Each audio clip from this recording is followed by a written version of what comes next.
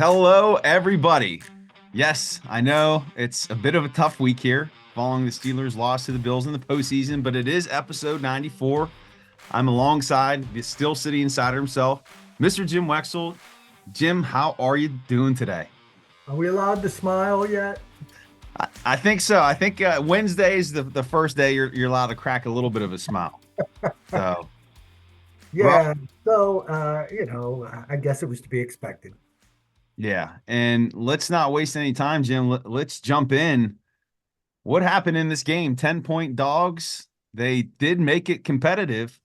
What's your overall take here on the performance that the Steelers put on display in Buffalo? Well, there's a lot of angst out there in the fan base, a lot. But I don't understand why. I know they lost, and now we're running the streak together, and it's never happened in Steeler history except for the first 40 years. And so everybody's mad. And I thought they played well. I thought they made a game of it. I thought the quarterback showed enough. I don't know if it's enough for them to keep him. We can talk about that in a little bit. But I mean, he has lived up to my comparison, draft day comparison to Neil O'Donnell. And what's funny is that Super Bowl that Neil brought them back and then made the mistakes and lost the game to a heavy favorite was very similar to this game. Mhm. And so Mason made one mistake, but he didn't make the big Neil O'Donnell blunders late in the game. Other people made mistakes. Mhm. But that's Mason's. That's his comp. That's a good comp. You can get to a Super Bowl with the Mason Rudolph. Yeah. Man, Josh Allen's of the world. Jeez, that if you don't have that, it makes it a lot harder. And when Ben was a young quarterback, he won two Super Bowls, and he could run like Josh Allen. He could throw like Josh Allen. Yeah. And the team was better around him, but then that team got old, and then it was all Ben, and the anti-Tomlin stuff began right about then. Why can't this team rebuild on the fly with its franchise quarterback? And it hasn't been able to. Yeah. I don't know that they're rebuilt yet. I'd like to see them draft fifth, something like that. But I mean, the Tomlin haters have heard all this before, so and they call it excuses. I call it reality. Rebuilding on the fly with a quarterback hamstring your cap, and then he gets old. So that streak begins 2017. He was 36, I believe, to Mhm. 35. So he got old, and he never really took care of his body. He wasn't John Elway out there, and it wasn't Terry Bradshaw. He didn't have that body anymore. And so the Tomlin non-playoff streak began as they rebuilt again. They're getting close. I believe that this performance showed that they're on the upswing, and they may have found their quarterback, but it's not a franchise quarterback. So that look must be ongoing. That search must be ongoing. Mhm. Mhm. So there's obviously a lot to unpack there, Jim. One of those questions, and we'll start here. What becomes of Mason Rudolph then following this performance? Because I felt, considering the circumstances, only starting 3 games this season, he kept the team in this game. He moved the ball down the field to ensure he had the costly error, the interception in the end zone. Maybe you could put some of that responsibility on Deontay Johnson as well, and share the blame there. But if it wasn't for Rudolph, they're not going to be that competitive with Trubisky. What happens with him next season? Well, he's shown it. He's shown his value to the league. Does that make him a number one? Is someone going to pay money for him to be a number one? Maybe a low tier number one. Maybe he'll get some high tier backup quarterback money, better than what they paid Trubisky. Would the Steelers pay that much money? If they did, they may have to promise him the starting quarterback job for him to take a little less than maybe the say Atlanta Falcons offer to be their starter. Maybe he takes a little less from the Steelers if they promise at least to be an open competition. Mhm. And let that brings us to Kenny. What are you doing with Kenny? If you're bringing Mason back, I would think you're going to start him. I don't know if Kenny can have a better preseason than he had last preseason. Mhm. If he would do that perfect passer rating thing again, we would all say, well, he did that last year and it didn't show in the regular season. Mhm. So I think Mason might not be brought back just to avoid that quasi open competition, or paying him a little more than Trubisky money to be the starter. Uh, but anyway, Kenny is only in his second year. Mason's in his, is it fifth year or sixth year? 18, 19, 20, Fifth, 22, fifth 23. year. Fifth year. Yeah. So he saw the light in his fifth year. In his second year, people were down on him like they were down on Pickett right now. So you got to give these guys a minute. I Mhm. mean, look at Jordan Love.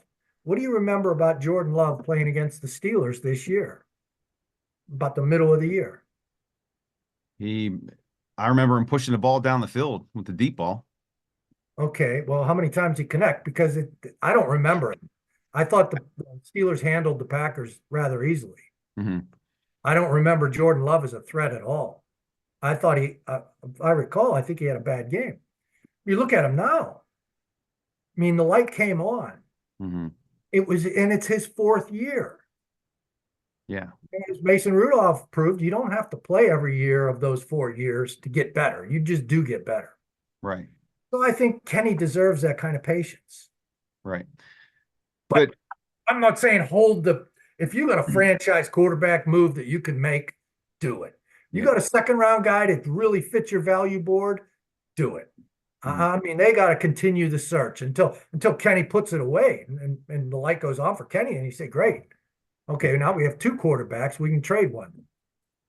But I think the other side of that coin, Jim, is looking at Mason's performance, and I'd written about what he did those final 3 games. I'll even put that playoff performance in there. What can he do if he's a starter for 17 games? And if you would go back and redo the season, I know hindsight's, what is it? Hindsight's 2020. I was gonna say 50-50. Hell, I was wrong. But if you would go back and run that season through with Mason Rudolph, do you win against Arizona? Do you win that game against New England? Do you maybe squeak out another one of those games and you're looking at a home playoff game and maybe a little bit more cohesion in the offense? So I think that has to factor in too. And while surely there's going to be some chaos and turmoil there between Pickett and Mason, and not that it's going to be animosity, but naturally from competition, I think you got to give this guy an opportunity to compete for the starting job. Now they have to resign him first, but he's shown If you enough. can pay him. If you can pay him. And my point is, you may have to pay him enough where that ensures he's the starting quarterback, Mhm. whether by verbal agreement or just the monetary aspect of it. Because if you're not sold on him to be your starter, then you're not going to pay him that money and you're going to let him go. Mhm. And the way it looks is, it seems like the franchise is willing to do that. Just like they did with Neil O'Donnell after that Super Bowl. Yeah. Yeah. Well, a person who's going to have a big role in determining the starting quarterback next year, much to the chagrin of a lot of the Pittsburgh fan base, is going to be Mike Tomlin. I know there's some feathers ruffled following the game, the conference press conference following the game. He walked out off the stage when asked about his job, but report that he spoke to the players yesterday that he is going to return for next year. Um, is is that the biggest question around Mike Tomlin and his coaching staff? Were you surprised about what happened and the report that he's returning? What's your take on this whole coaching drama? I or anybody at Steel City Insider didn't report on those rumors, and I didn't do stories. I didn't do blogs. I didn't believe them. And now people say because of Jay Glazer, Tomlin's friend, Jay Glazer broke that trading. Would he be willing to trade? And thought that Tomlin used him as a mouthpiece. I've seen Jay Glazer walk around campus with Mike Tomlin for like an hour. And I thought, man, I'm going to watch Glazer's columns for the next month because he'll bleed out some of that info. He never did. He never writes about the Steelers. He never betrays Tomlin's confidence. He Mhm. doesn't use Tomlin. I don't know why. So I didn't really buy it like everybody else did, who has watched them walk around campus. I mean, they're buds. Hmm. So I didn't buy into that, and then I certainly didn't buy into him taking a year off and going into TV. He's just too energetic. He just loves this too much, Hmm. and he loves Pittsburgh. So and as for that press conference, he was it was the end of the press conference. They said, "Any more questions?" And then that question came. It started. And he got up and left. And I've seen in 1988, Chuck Noll did the exact same thing, but he smiled and he said, "I'm not answering that." So people took that. At least he said something. Yeah. Mike didn't say anything, but I know Mike. He doesn't seem to like that reporter, and that reporter thinks that, Mm-hmm. and she thinks it's because she's a woman. But that's not Mike. That's just how it goes. I mean, she just didn't respect the question. And I know a lot of her questions are prompted by her in her headset from bosses way back nationally. And they want those antagonistic questions, those clickbait answers, the clickbait video. So I think Mike has become perceptive to that and just doesn't want to take the latest rumors off the internet, doesn't want to deal with, well, Najee said this, and what about that? And what about that? Ask him about the football game. Ask him something fresh about football, Yeah. and then you won't get him walking out. He didn't want to talk about that at that time. I guess he could have handled it better. I don't know that I would have. I probably would have, but Chuck Noll handled it graciously, but he did the same thing. So he'll talk about it when he is extended. Hmm. I mean, then he told the team he's coming back. I never bought any of it. I Yeah. always thought he would come back. Yeah. Which brings me to the probably the biggest change that's going to happen this offseason will be offensive coordinator, Yeah. just based on what's transpired during the year. And you would think that there's going to be some upper level management involvement in who's hired in terms of bringing in an outsider. Your take on what the path is to find a new offensive coordinator, and how do you see that search playing out? Any sort of timeline on that? Well, the sooner the better, because you would assume that you can get the better candidates before they sign elsewhere. We have a story coming out tomorrow in Steel City Insider by Matt Steele about the top candidates, and he goes into he's a big Shanahan guy, the Shanahan tree. So that list will be full of those guys, and it'll be interesting. Matt does a good job with that. Mm-hmm. But it is the most important. And everybody complaining about Tomlin's offense, he's already fired the coordinator. It's going to change, Mm-hmm. and they want Dick LeBeau was quit the first time in Pittsburgh because of Bill Cowher's intrusions on the headset. When he came back in 2004, he was promised that he would not have those intrusions. But Bill Cowher was still going to talk defense. Maybe just wasn't going to yell as loud. And LeBeau was more comfortable and got to do his things. And he had shown Bill Cowher back in the '90s what his things could do. Mm-hmm. They were the ones that finally stymied the Bills and the K gun. And it was all because of LeBeau's schemes. And I just wrote a story about Kent Hull talking about how reading that defense was like reading Chinese. So there are great assistants who will shut the head coach up, but for the most part, the head coach is the head coach. Mm-hmm. He's not just going to hire a guy and let him go. It's not how it works. Yeah. He should give him more latitude, especially if they pay a lot of money for a big time guy. Yeah. So Jim, just kind of taking this back to where we started the show, and how you talked about, and I never thought about it from that perspective before, but that this team has been undergoing a rebuild that started toward the end of Roethlisberger's career as he began to age and lose mobility, that they were trying to build a championship caliber team. And that the reason why there's been such futility in the playoffs is because of just that, and that the missing piece at this point still is that upper level quarterback play. Is that kind of how I don't know if the word rebuild, I mean, that seems intentional, and they're not intentional. And they probably should have started looking for a quarterback. They probably should have drafted Lamar Jackson. Hmm. They drafted Mason. If Ben got pissed off about a third round pick, look what he would have, I'm sure what he would have said about a first round pick. But too bad. Aaron Hmm. Rodgers was miffed about Jordan Love too, but sometimes you have to do that. Joe Montana didn't appreciate Steve Young, but he perpetuated that San Francisco dynasty. The Hmm. Steelers didn't do that. I don't know. I don't think it was just because they were afraid of Roethlisberger's wrath. Hmm.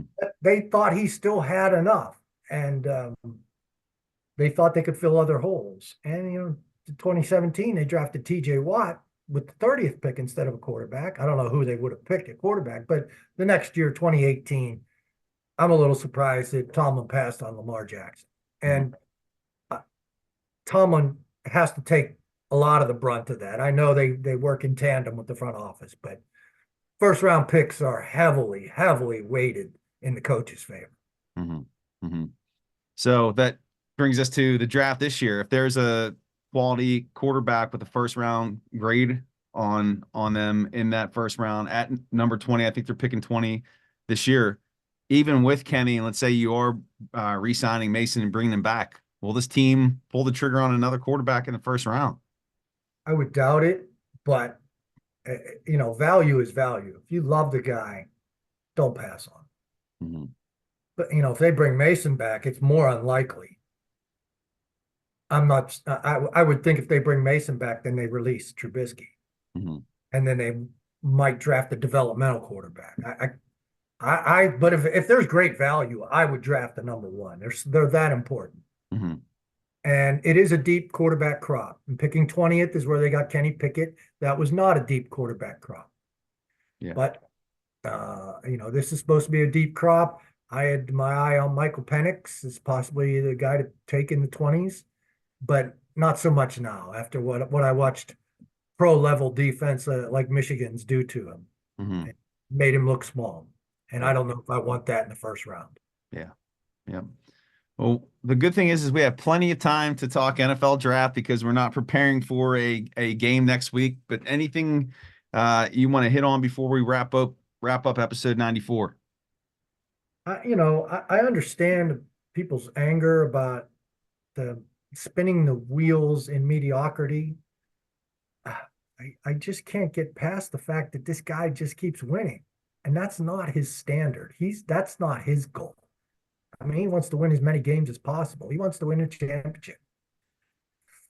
But it seems like we had Vic Ketchman on here, my old boss, and he covered the Steelers in the 70s and the 80s. And in the 80s, he said the worst thing is to cover a team that keeps going 8-8.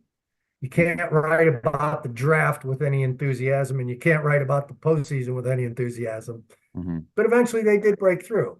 It took a really poor 1988, the year that Noel walked out of the press conference, to get a great 1989 draft. And then that begat the Blitzburg era. Yeah. So one good draft last year should be followed up by another one. And there were a lot of people that played well enough.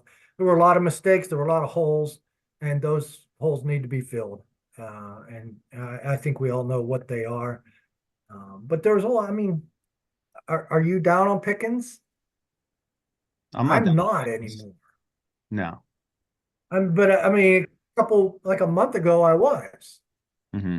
and DJ too. Now I'm not so down on both of them, but I'm not saying don't add another wide receiver. You Yeah. know, someone that gives you more explosiveness than Allen Robinson. Yeah. Yeah. I think Allen And Calvin Robinson. Austin's a great number 4 guy, speedball to come. Mhm. Yep. Yeah. There's And a I really like Allen. Good block. good person, Oh, but I don't go know if he's ahead. I don't know if he's a number three. I Good was just going to person. say Yes. I can't see him coming back.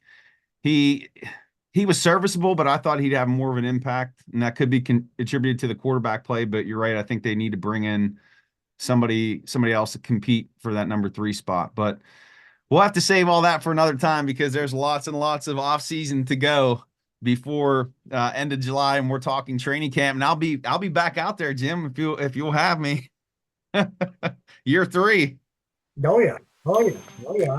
I need someone to carry all my stuff. Yep. Yep. I'm the water boy. I'm the water boy. But that's going to do it for episode number 94. You can check out Jim's work, The Still City Insider. Give him a follow on X at Jim Wexell. You can give me a follow at Still Study. And we're going to be off next week, but we'll be back after that weekly. Get all your Steelers off-season updates.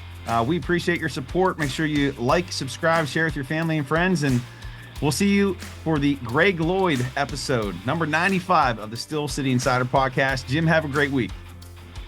All right, buddy. Take care. All right, take care.